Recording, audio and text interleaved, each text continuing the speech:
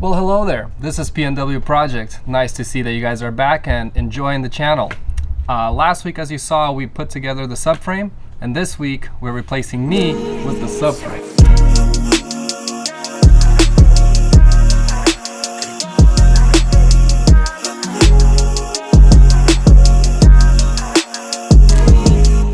Going guys, it's another week here. If you guys have been following us, you guys would have saw that we put this thing back together, and today will be the final step. We're putting this into the car, and the goal is to get the car sitting on the wheels before we run out of sunlight. So we got a lot to do, so let's get started. So we are going to be cutting these springs a bit. We're just going to do one coil. Apparently a lot of people do it and it drops it a good inch or so, and yeah, for now, before we get suspension and all that, we're gonna just cut them. So I'll probably cut it about right here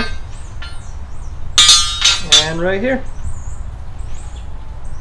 Drop it.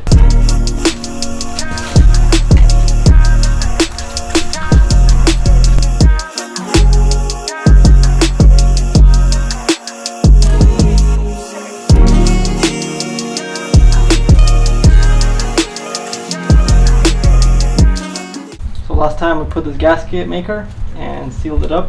We didn't fully tighten these, so now we gotta torque them all down.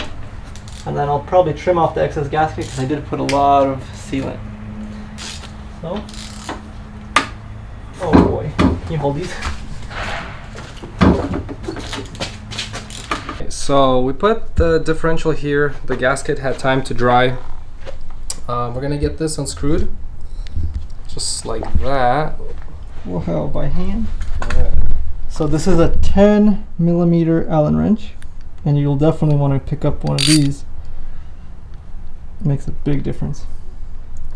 The other thing is, if you're going to be doing this while it's in the car, you'll want to make sure to loosen this first, because if you loosen this after you loosen this, or wait, If you drained your fluid and then you can't unscrew the top to fill it, you're gonna be in trouble. yeah.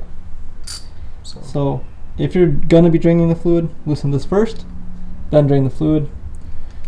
Yeah, and then these also do have a crush washer, 22mm I think, just so you know. all right, let's fill her up. And then what fluid are you putting in there? Because I think someone mentioned that we need specific fluid.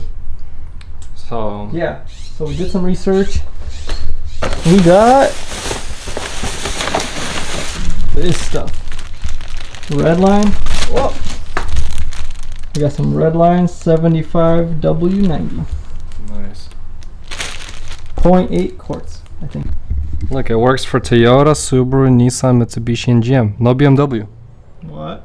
Not just kidding. BMW. Oh, okay. GL5 gear oil. That's what we need. There we go. But yeah, a lot of people say that this makes it run really smooth. Locks up good. I believe it. Alright, so what we're gonna do is we need 0.8 of this in the diff. We're gonna do a little more, like 0.85 quarts.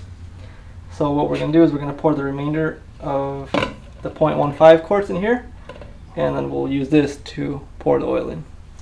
We did the math, and it should be about 4.8 ounces is 0.15 quarts. So we'll pour about to there.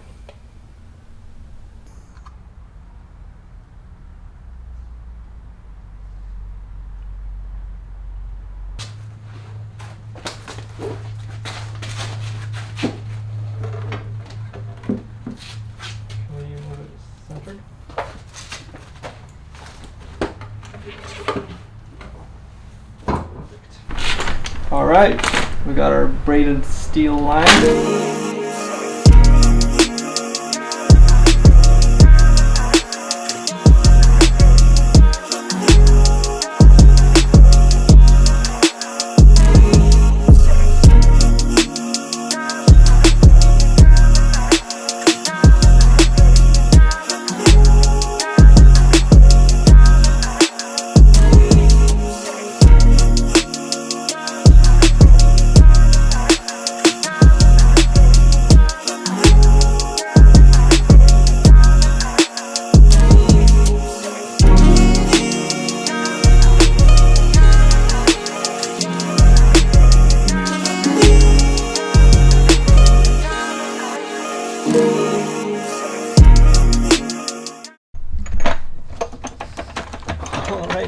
go up.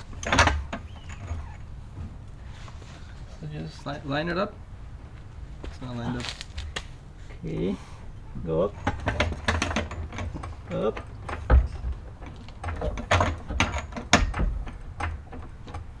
The other side. Need to line that one up.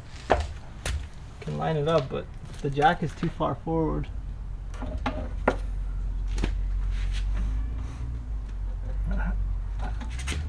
Hold on, buddy. There we go. Well, mine's not lined up now. Hold on, let me get mine in.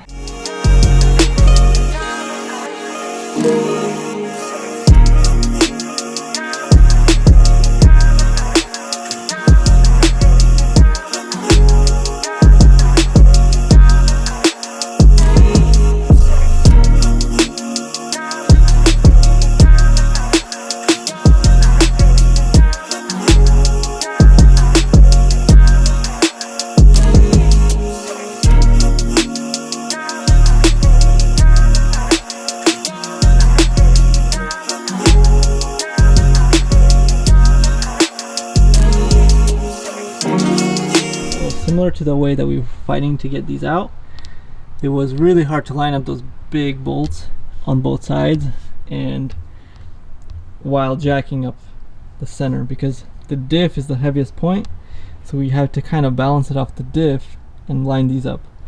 And we got another jack and then a third jack over there, so, and then jack stands here, so it's like it's a big battle, but these are the main ones that you want to get in.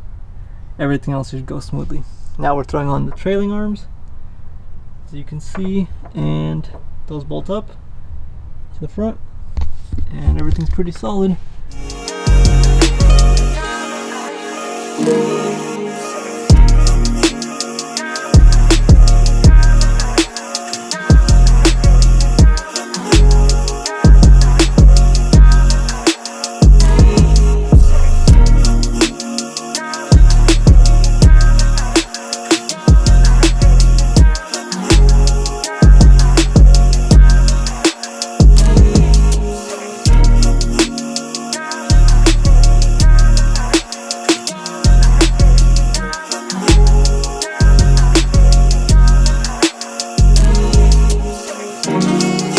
You're a drum brake expert now, huh? Oh, absolutely. The hardest part is getting the little rubber piece on.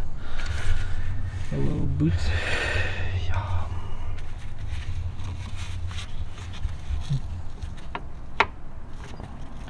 Because you gotta crank it, and then you gotta yank it. Crank and yank, crank and yank. Crank and yank, crank and yank. And it's hard. See? Because it does that stuff. Yeah. Alright. The other side's done. Just this side left. Alright, we're almost getting there. What's your progress? ETA 5 minutes. Wow. We got the shocks on.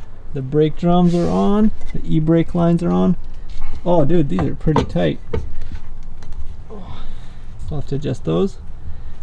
Everything else is on. All the brake lines are on.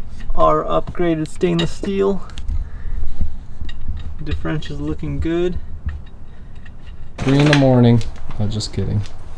But we are done with the back, and it's the honorary moment of putting on the wheels. First time they've been on in 2 months. Mm-hmm. Dude, I just want to see how much it lowers it. And I want to do a burnout. Hey, let's check out our LSD. Alright, let's see. Dude, that wheel, it looks like it's spinning. It's not consistent though. Spin. When I go slow, it kind of grabs it. Hey, LSD, baby! That's weird though, what? Spin it. It's, you gotta do it slow. It grabs and then, oh yeah. Nice. Burnout. I think the clutches need to like engage and then it grips. Nice. This would be a good rock crawler. At slow speeds, it well, grabs. We should have put bigger spacers so it's like this high up. Alright, let's go. We'll go down.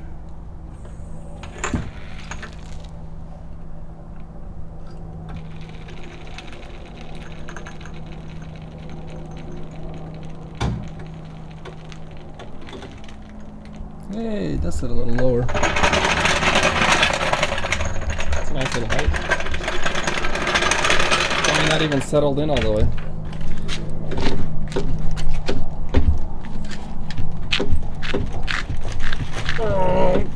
Guys, so I'm excited to finally say the rear subframe is in, it's restored. We did the polyurethane bushings on there and learned a lot. Took a lot longer than we thought, but we're excited that that's in there. Next step, we'll probably get the car running again and test out the rear end and see how the diff feels and how everything just kind of feels together. But thank you guys for watching. We appreciate all the comments and feedback that you guys are giving us. But stay tuned for the next video, and we'll catch you guys in the next one.